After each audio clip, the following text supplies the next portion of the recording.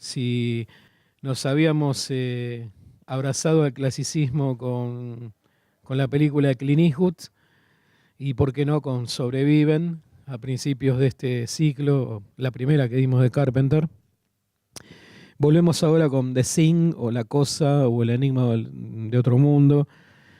Acá el título, cuando se estrenó en julio o agosto del 82, fue El Enigma de Otro Mundo.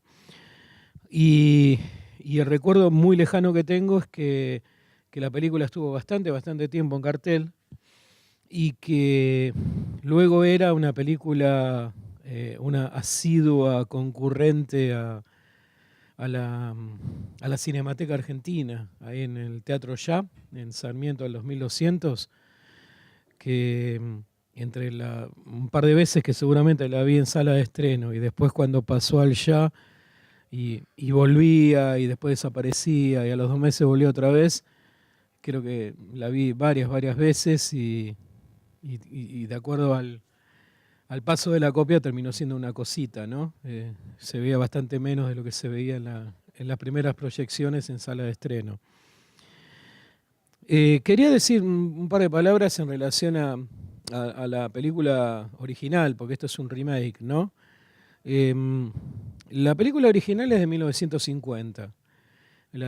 Se llama La Cosa, la dirigió Christian Nyby, un director de tercera categoría, les diría, pero fue producida por Howard Hawks, el gran director Howard Hawks, que va a ser referente con el paso de los años y admirado por John Carpenter, ¿no? Justamente. Hawks venía trabajando desde los años 30 en cine, haciendo un par de películas mudas, pero después en los años 30 se empezó a construir su prestigio, especialmente cuando hizo Scarface, la primera versión, y después hizo comedias, westerns, musicales. Pero ya a fines de los años 40 sí tenía cierto poder en Hollywood, y tenía cierto dinero en el bolsillo como para invertir algún dinero en películas de bajo presupuesto como es La Cosa. Algunos dicen que Nyby, el director original de la película, se tomó algunas licencias no demasiado aclaradas en relación a los días de rodaje. Algunos decían que estaba filmando otra película, Nyby, otros dijeron, paralelamente a La Cosa, ¿no? Otros dijeron que Nyby era bastante adicto al alcohol y que no podía concurrir a algún día de rodaje y que muchas escenas de la original las filmó Howard Hawks, el productor. Cosa que por un lado es gratificante, aunque Howard Hawks creo que tomaba más que todos los que estaban en la película. Y lo digo con conocimiento. Hay varias anécdotas sobre rodajes, por ejemplo, si quieren una, muy conocida. Hawks hizo una película archifamosa llamada, acá le pusieron Al borde del abismo, y la película está basada en una novela de Raymond Chandler, The Big Sleep, El sueño eterno. En esa película, la adaptación de la novela original la hizo nada más y nada menos que William Faulkner, otro escritor, cuando trabajaba en Hollywood, el tipo, contratado por Hollywood. No estamos hablando de 1947, por ahí. Y en la película trabajan Humphrey Bogart, que hace de Philip Marlowe, el detective de Chandler, y Lauren Bacall, que va a ser su esposa, su pareja hasta el día de la muerte de Bogart, ¿no? A fines de la década del 50. Esto no me acuerdo quién lo contó, si lo contó Hawks, ahora se me confunde el responsable del hecho. Pero todos los que nombré eran atletas del whisky, ¿no? Todos. Y en grandes cantidades. Y parece que cuando Faulkner empezó a hacer la adaptación de Marlowe, de personajes Marlowe, perdón, del autor original, de Chandler, no sabía cómo seguirla porque la novela de Chandler es un poco demasiado enroscada, que en general muchas novelas de la serie negra, policial, son bastante enroscadas, ¿no? Aparecen muchos personajes, Bueno, y hay algunos momentos que no sabía cómo seguirla, pero no sabía porque o no entendía el original o porque estaba borracho, Faulkner, ¿no? Y lo llamó Marlowe, a Marlowe otra vez, al autor original, a Chandler, y le dijo, a mí no me preguntes porque no me acuerdo lo que escribí ayer. Y querés que te responda en relación a algo que escribí hace 10 años. Lo llaman a Howard Hawks, y Howard Hawks estaba metido dentro de un barril de whisky. Tampoco respondió. Y entonces a alguien se le ocurrió preguntarle a Bogart, ¿no? Que Bogart desayunaba whisky, y igual que Loren Bacall. Bueno, y entonces se fue haciendo así la película, en lapsos bastante prolongados debido a la ingestión de alcohol de todos, y salió una película muy importante, que hay momentos que no se entiende nada en la película, literalmente, o se entiende muy poco, aparece un personaje y uno dice, pero este tipo no se había muerto, pero funciona la película igual, ¿no? Porque tiene que ver con esa estructura de la novela policial de que nunca clausures una puerta, nunca cierres una puerta porque se vuelve a abrir, ¿no? Y bueno, y salió, etílicamente salió muy bien. La cuestión de que esa película de Navy, o de Hawks, en la versión original de La Cosa, pertenece a esa galería de películas, a ese grupo de películas que tiene que ver obviamente con la Guerra Fría, ¿no? Con ese estado de permanente paranoia de los estadounidenses luego de la Segunda Guerra, de que tenían un estalinista en el ropero de su casa, ¿no? O que si se portaban mal los iban a mandar a Siberia, o que en cualquier momento caían paracaidistas soviéticos, ¿no? Con el emblema de Lenin, de Stalin, de Trotsky, ¿no? Que después iba a hacer alguna película parecida, les aviso. Yo me acuerdo, no sé, número más, número menos, he visto unas 15 películas de ese periodo, algunas muy malas.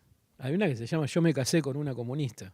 Es un título que no esconde nada, ¿no? El título. Va directo, ¿no? Va directo, ¿no? Además, el tipo tiene una cara de boludo, no se puede creer.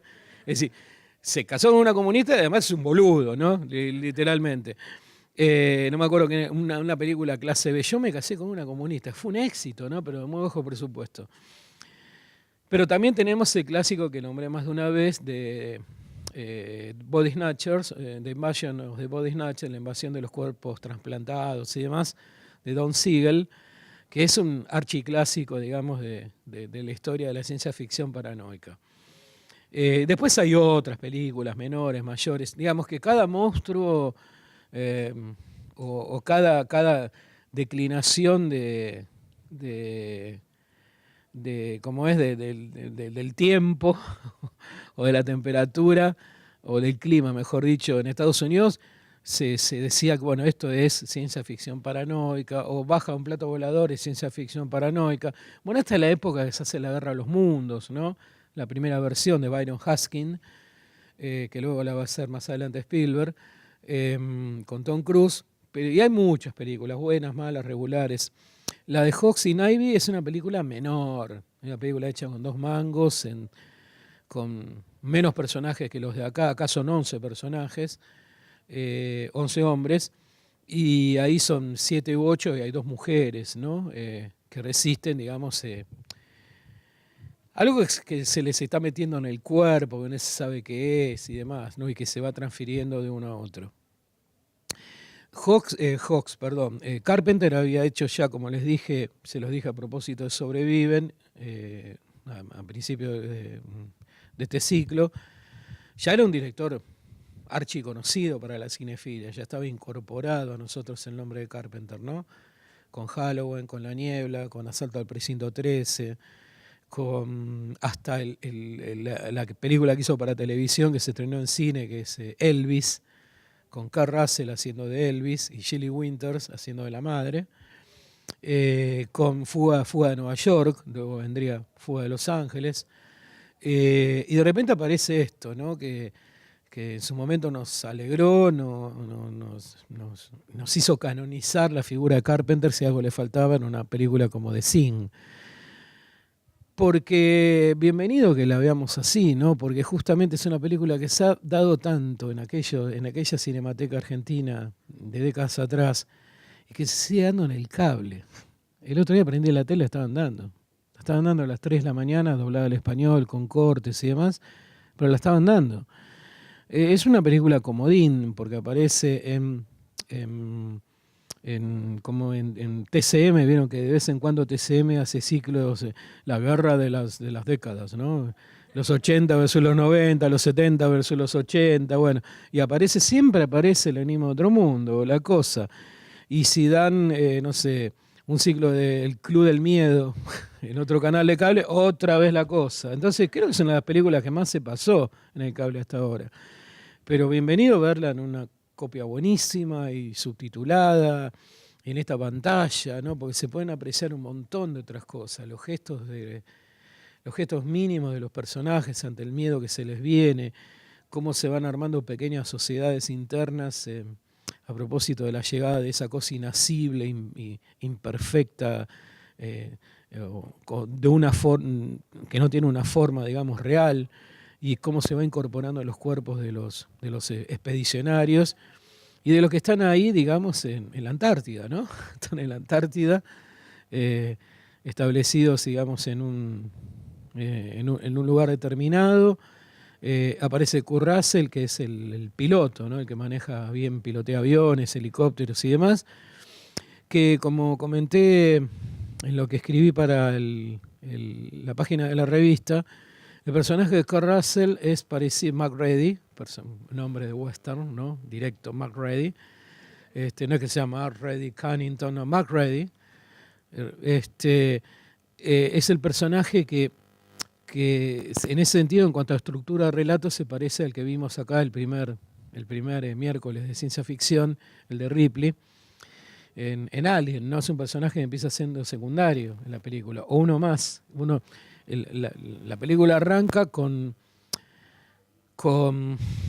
una decisión argumental de no ir conformando a un personaje de los primeros minutos, igual que había ocurrido en Alien antes, ¿no? Que es anterior a esta. Y a medida que van sucediéndose los acontecimientos, MacReady va cobrando, digamos, la figura del héroe o del antihéroe, de acuerdo a la perspectiva de cada uno.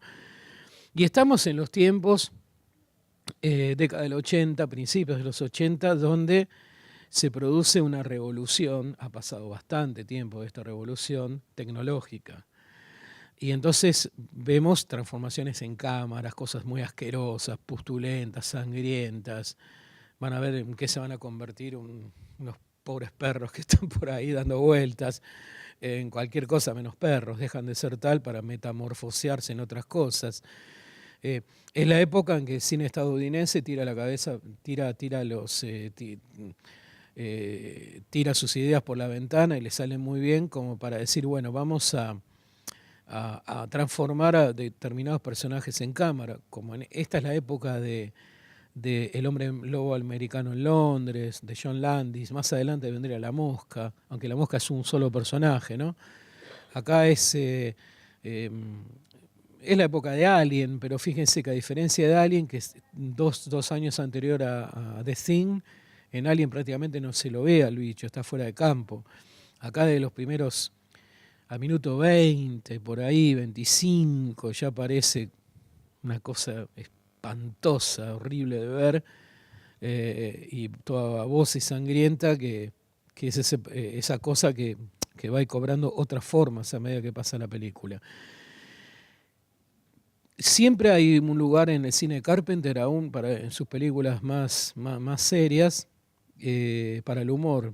Y acá hay una escena muy conocida de la película, pero muy conocida, que es la escena de una prueba de sangre, que es una de las grandes, que ocupa por lo menos 10 minutos de película, que es una escena muy difícil de olvidar por la tensión que tiene, por las líneas de diálogo, de diálogos de los personajes, por las sospechas de uno al otro, que para los que no vieron la película no voy a decir en qué situación está cada uno, por cómo se remata la escena con la última línea de diálogo de la secuencia, y todo lo que pasa, digamos, en esos 10 minutos. Es una escena que Carpenter construye dramáticamente muy bien, ¿no? Y está jugando en esa cornisa tan peligrosa de la seriedad y la parodia todo el tiempo, ¿no? Y zafa muy bien. Y no hay una pelea interminable como la de Sobreviven, pero acá hay 11 tipos y más de uno tiene ganas de molerlo a trompadas a otro, ¿no? Es interesante el rol que ocupan los científicos acá. Como que otra vez aparece la ciencia. Recuerden que La Mosca era un científico, pero acá hay expertos en lo suyo. Están los ayudantes, están los técnicos, está el tipo que pilotea, que es Marready, está el que custodia a los perros y demás, los que hacen los trabajos menores pero importantes para ese lugar. Pero los laboratoristas, los científicos, los que andan ahí, que saben, que sospechan, digamos, que algo raro puede llegar a ocurrir, son las primeras, si no víctimas, los primeros que van a ser tratados de dementes. Es interesante eso. A medida que pasa la película, los que van quedando vivos, o por lo menos no transmutados a otros cuerpos, son los más humanos, son los que no conocen de la ciencia, son los que se las tienen que arreglar por las suyas. Y ahí aparece la figura de Marready, ¿no? El héroe, ¿no? El John Wayne dentro de una película de ciencia ficción. Eso es interesante, cómo Carpenter desplaza la ciencia todo el tiempo, ¿no? A diferencia de Cronenberg, como vimos hace algunas semanas atrás en La Mosca, que el científico trata de ganar esa pulseada y la pierde hasta que su cuerpo se pudre, ¿no? Definitivamente. Acá es como prevalece lo terrenal por encima de lo científico. Esa es una lectura importante que le podemos hacer a esta... Para mí una maravillosa película, ¿no? En hora 40, Carpenter hace para mí una película clave en la historia del cine. Mínimamente de su carrera, ¿no? Después vendrán otras a la altura de Thing, ¿no? Entre ellas Sobreviven, o Príncipe de las Tinieblas, o la que dimos el año pasado, En la Boca del Miedo, no este año, en el cine de terror. Pero este es un título esencial de él. Tal vez las que nombré, más Halloween, más La Niebla, más que la dan todos los días también en el cable, más Asalto al Precinto 13, ahí están las 7, 8 películas fundamentales de Carpenter.